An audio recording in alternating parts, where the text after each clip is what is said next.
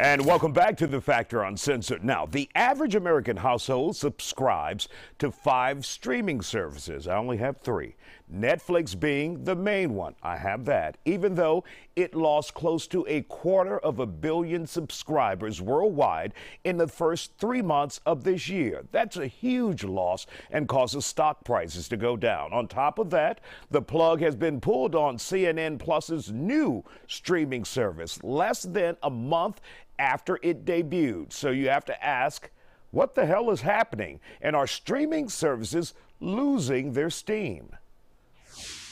There's more competition in the marketplace. There are more content creators. And so you're going to experience a number of different media industries trying to move into this space. You used to be able to add HBO onto your Amazon package. Now you can't. It's a standalone subscription service because they realized the value of the product that they were offering. Well, this streaming service actually added subscribers over the past quarter.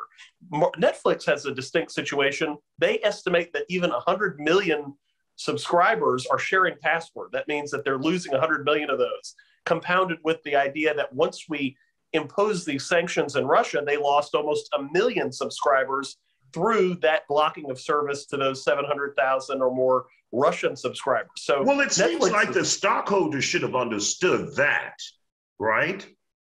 They do, but when we talk about people returning to the office, some of these folks may have gotten the subscription saying, I'm working from home, I've got a lot of free time. Well, now we're factoring back in commute. So that 2 hours you had to stream a movie is now off the table. You still got to cook and clean. Additionally, inflation is having people pinching pennies. And so while it may only look like $200 a year in aggregate cost, you still have to think about whether $9.99, $19.99 is the difference between fuel to get to work or not, or an extra series of fruits or vegetables for your children. You're absolutely right, man. And we didn't take into account the inflation that many people are going through, and we're penny pitching now.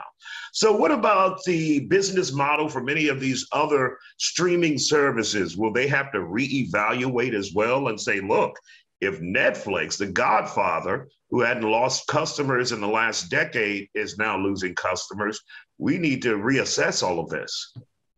I think a number of factors have come into play, particularly with COVID, where our expectations of service have diminished. So restaurants in particular and hotels are better able to get away with not changing the sheets every day. And consumers are saying, well, that's okay. We're short-staffed and the environmental concerns. Or wait a minute, I would never say that, teacher. I don't want any nasty sheets, nasty sheets on a bed that someone else has used. Right. You better have that towel service daily for me too. But some folks are willing to say, well, I guess it's just bad. And so one of the areas where Netflix is thinking about joining their competitors and other streaming services prior is adding commercials. So offering lower priced options. YouTube has done similar things where they're introducing ads. And so either you pay for the content or you pay for a lesser content amount and access with commercials. And cable did this for years. You paid for a subscription and you still had to watch commercials. So they're just joining that marketplace of sort of capitalizing on all potential revenue streams, but also realizing that unlike you and me, there are some folks who say, I'll just have the same sheets my entire hotel stay. Is it possible people have been turned off by these slowly rising prices of these streaming services? I can remember when I first got YouTube TV, I think it was like 20 or 30 bucks a month. Now it's like 69 a month. And many people saw the slow increase of Netflix as well. These prices, once you get the introductory prices, then it shoots up. Absolutely. That price creep will get you. And so one of the areas where businesses struggle is trying to find that pinch point where consumers will say, okay, enough is enough, and trying to hit that sweet spot of maximizing potential revenue and net profits before you say, this is too much. And so some folks will switch services in a number of different areas, whether it be airline credit cards or other sort of potential consumer areas of purchase to maximize the benefits, cancel, and then start something else, because the benefits for new subscribers oftentimes are better than those for loyal patrons. So you've been going in and they say, well, we've got you. We don't need to reward your loyalty. We need to bring in new dollars.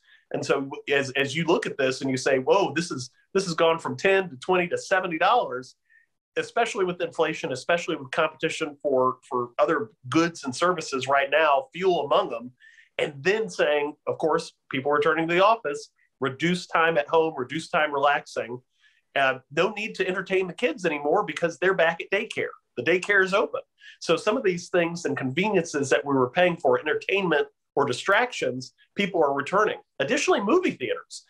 People are starting to return to malls and movie theaters. So some of those social gatherings, people with that pandemic fatigue are saying, I miss people. I really need to get out there. So I don't need the streaming. We're going to do a group event. We're going to go hike a mountain. We're going to go to a brewery, and we're going to do something outdoors and in fellowship. Absolutely. Dr. Dietrich von Biedenfeld from the University of Houston downtown, thank you for joining us tonight, sir. We appreciate your expertise.